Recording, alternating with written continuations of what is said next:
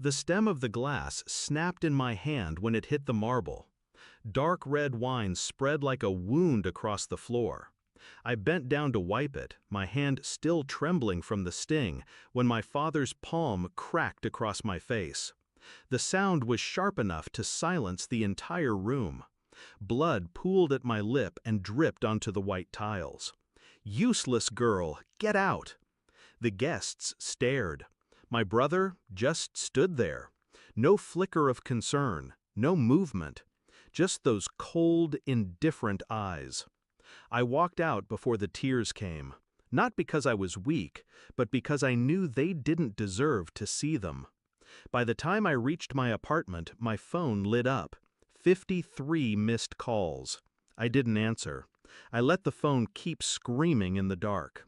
Backstory set up. Establish the relationship. You have to understand, this wasn't sudden. My father had always been the son of our family. Blinding, overbearing, burning everything too close. And my brother, Daniel, he was the golden one, the heir, the perfect son who could do no wrong.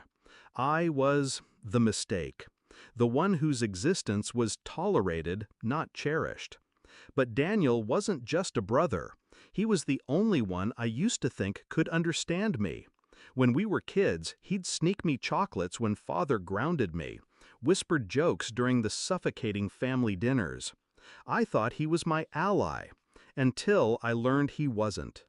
Discovery of betrayal. It started small.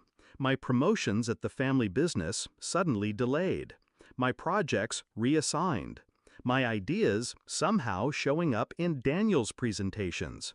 At first, I thought it was coincidence or father's interference. But then I saw the email. Daniel had forwarded my entire proposal, my work, to his private account. No explanation, no apology. Just my months of effort stripped of my name.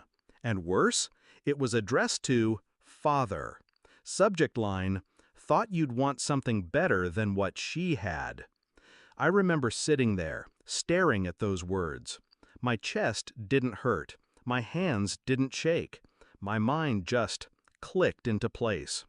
I stopped feeling like the discarded daughter. I started thinking like an executioner. Shift in mindset, strategic planning begins. Revenge isn't rage. It's mathematics. First, you watch. You gather every loose thread, every weakness, every secret they think is hidden. Father's empire looked solid from the outside, but I knew better. I'd seen the cracks, the shell companies, the quiet bribes, the off-book accounts hidden in places even the accountants didn't know to look. Daniel was sloppy.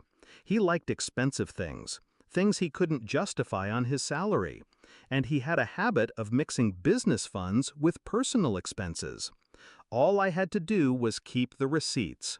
For 6 months, I played the role they expected, the overlooked, humiliated daughter. I smiled when they mocked me. I nodded when Daniel took credit. I even congratulated him on his successes, all while building the file. Execution of the plan. Step 1 was silent.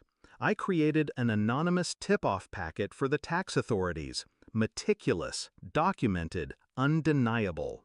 I sent it from an untraceable email, routing it through 3 different countries before it landed in their inbox. Step 2 was public.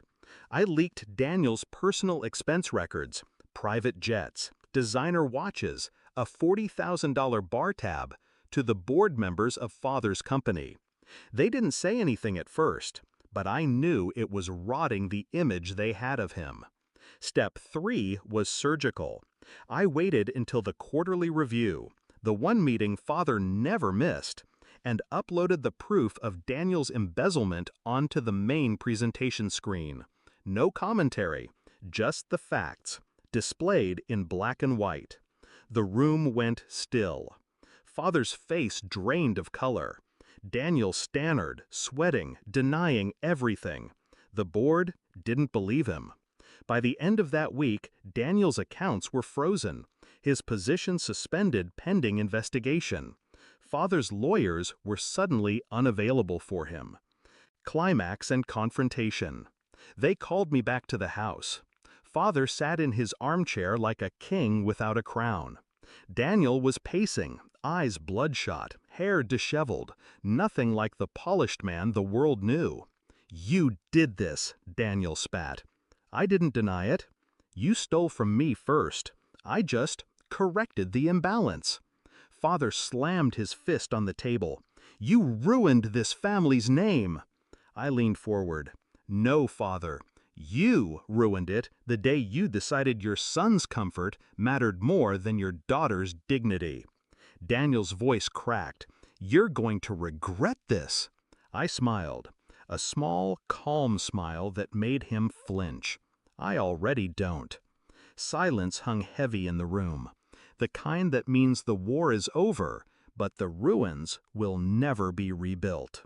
When I left that house, I didn't look back. I didn't need to. The empire that had treated me like a stain on its perfect floor was crumbling from within, and I had no interest in saving it.